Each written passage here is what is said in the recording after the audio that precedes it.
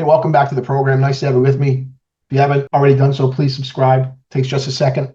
Click that button. Costs you nothing. Trying to get to 100 subscribers by the end of October. What do you think? You want to help me out? Like the video, tell your friends and family.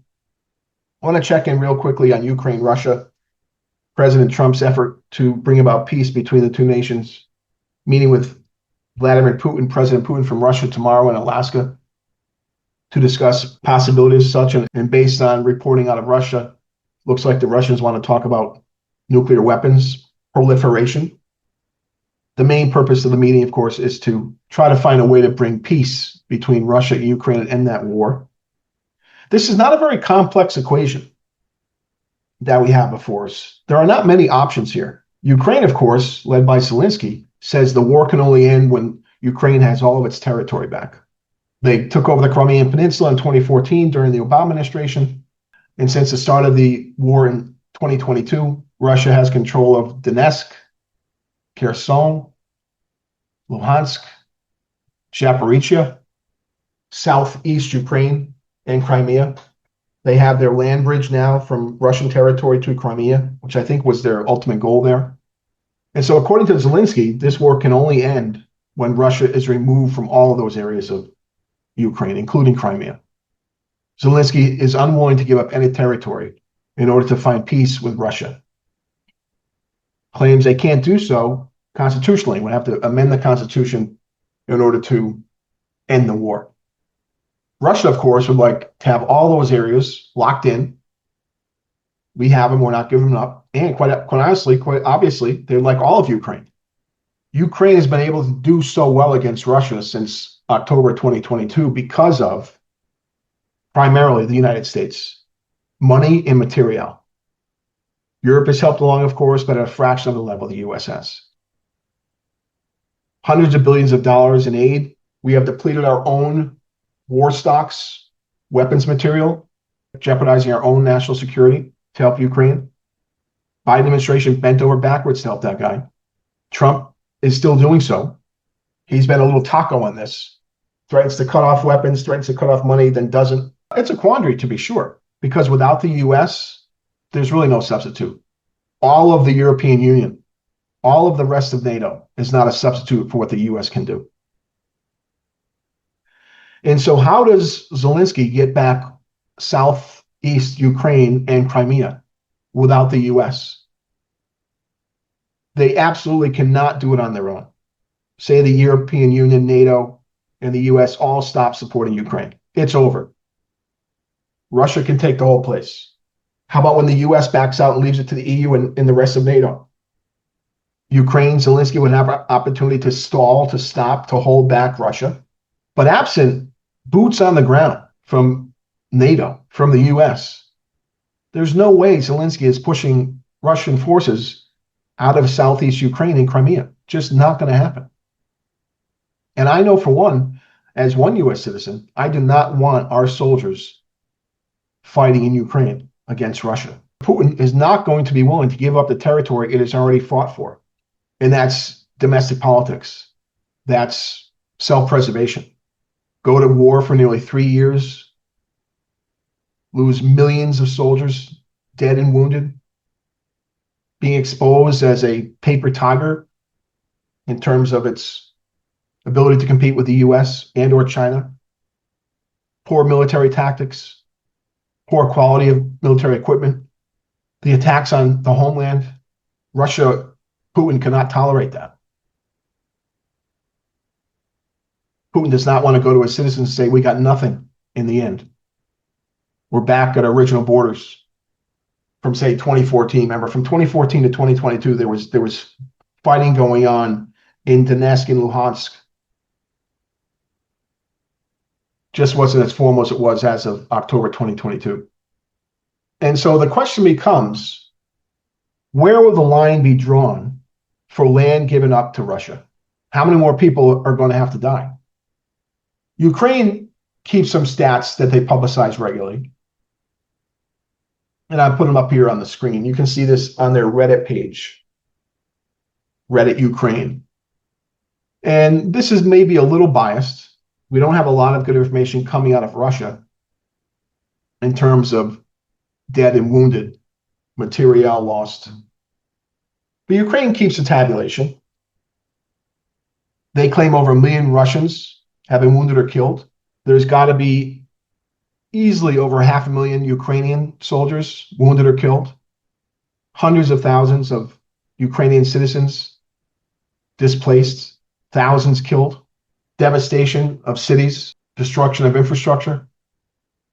And you can see on the screen here, Ukraine has 1,067,100 Russian personnel dead or wounded. You see they've taken down 421 aircraft, 340 helicopters, 11,104 tanks, 51,000 UAVs, 23,000 troop-carrying AFVs, 3,558 cruise missiles, 31,000 artillery systems, 28 warships, 1 submarine, 1,400 multi-launch rocket systems, 58,000 vehicles and fuel tanks, 1,200 anti-aircraft systems, and other special equipment totaling 4,000 pieces. Both sides have been wrecked. Russia is not taking all that licking to the extent these numbers are accurate and walking back to his people, the oligarchs, the political class, and saying, oh, we're back where we started. Sorry, not going to happen. Right now, Russia has the upper hand in Ukraine. They are on the offensive and have been for many, many months. Ukraine's on the defensive. Ukraine has a serious, serious personnel problem. There's all kinds of video information and headline information about the way Ukraine is taking people off the streets, men off the streets to send them to war. Reports of people in their 50s and 60s, men in their 50s and 60s being sent off to war. Ukraine doesn't have the men or material to keep this fight going. Again, absent the U.S. support, it would already be over. So the negotiation is, how much of Ukraine does Russia get? Do we hold the lines where they are today? Do we push back to where they were at the start of the year? These are the negotiations. Zelensky is not going to get all of Ukraine back. He's not going to get Crimea back on his own. The only way Russia is pushed out of Ukraine completely is with NATO ground troops on the ground in Ukraine. And to make that more assured, that would include U.S. military forces. And I don't want that. So the negotiation options are not that deep. I put a podcast out sometime in 2022 indicating right away that Putin's going to win this one way or the other. And a win for Putin will be a negotiated peace where he is left with Donetsk, Luhansk, Zaporizhzhia, Kherson. Sorry about my pronunciation of those names if they're a little messed up. The sticking point here is Zelensky. He has a complete misunderstanding of the reality of the situation, as best I can tell. I would like to see Trump and Putin negotiate without Zelensky in the room and then bring him in later. It is true, though. We can't have a negotiated peace without Ukraine involved. The Europeans want to be involved. Remember now, the more people that get involved, the more voices that become involved, the more difficult is the solution. So let's start with 2, Trump and Putin. Then we can add Zelensky, and then maybe some players from NATO countries, the EU. Now, an aspect of this story, remember Trump meets with Putin tomorrow in Alaska. An aspect of this story that I'm very, very bothered by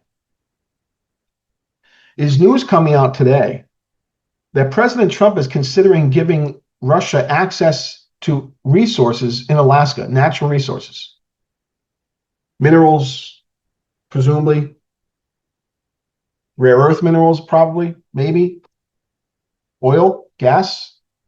Are you kidding me, Trump? No way. Absolutely no way are we going to get into a peace deal with Russia where we give up natural resources to Russia in Alaska. Remember Trump, it's America first. Now this connects me to Trump's focus when it comes to trade with the EU and even other countries about exporting natural gas. So he wants to export natural gas around the world, primarily the EU. He wants to give Russia access to resources in Alaska. What happened to America first here, Trump? We are well endowed with fossil fuels in the US and Alaska. And those should be for us. Those should be for Americans for years and years to come. The more we export of these things, the less we have for our own economy. So this idea of Trump's, if it's true, no confirmation, but it's all over the media today, of giving Russia access to Alaska's natural resources is lunacy. And if that's the way we have to get peace, no, absolutely not. Take that off the table now. I don't need to remind you, I hope, one of the most well-endowed countries in the world when it comes to natural resources is Russia. The whole world envies Russia's potential natural resource extraction as years go ahead. And now we're going to give them access to ours as well. In Alaska that we bought from Russia decades ago? No way, Trump. No way. So what's peace? How do we end the war? We end the war by negotiating a line, a demilitarized zone somewhere in southeast Ukraine, Donetsk, Kherson, Luhansk, Zaporizhia. Whether it's the line where it is right now, where the fighting is right now, or some areas to the south and east of that, which I think is more likely. I think Trump will negotiate to push back Putin to some extent. You can't have all this, but you can have some of that. Telling Zelensky once and for all and meaning it, if you don't strive for peace, if you don't do what you have to do to end this war, which means giving up territory, we're not there for you anymore. We're done with the money and the material. And so therefore you're on your own. You can tie yourself to the rest of the NATO countries, which seemingly is led by the UK, which is just a minuscule defense industry and military. Ukraine will not get that territory back anytime soon. Will not get Crimea back anytime soon.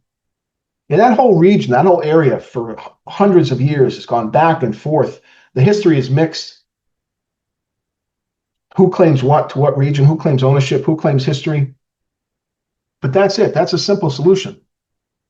We have to end this war. I'm sick and tired of my tax dollars going to Ukraine. I am concerned that our own domestic national security is being weakened as a result of us draining our supplies of military equipment. It's time for peace. Zelensky's got to recognize it. It's horrible. Very hard to deal with. Remember, though, many people in that whole region, that southeast region of Ukraine, in Crimea, I connect to Russia, identify as Russians. Anyway, let's hope we get some success here in this meeting. And then last, let me just remind you of Trump's idea of opening up a zone in southeastern Ukraine, a buffer zone, a demilitarized zone, where Ukraine enjoys significant amounts of natural resources and rare earth materials that the rest of the world and the U.S. could use. So Ukraine allows U.S. multinational corporations, mining corporations, large companies that can extract those natural resources for export and use domestically. And by having U.S. companies, U.S. personnel, U.S. citizens in that region as a buffer, as a tripwire for any further military interventions by Russia in the years ahead. Let's hope for the best. That's all I have for you right now. Always try to buy American.